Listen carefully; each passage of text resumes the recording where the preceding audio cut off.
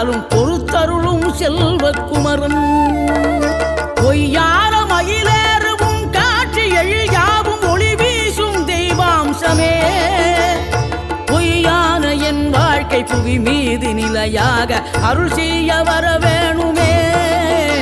நீ அருள் செய்ய வர வேணுமே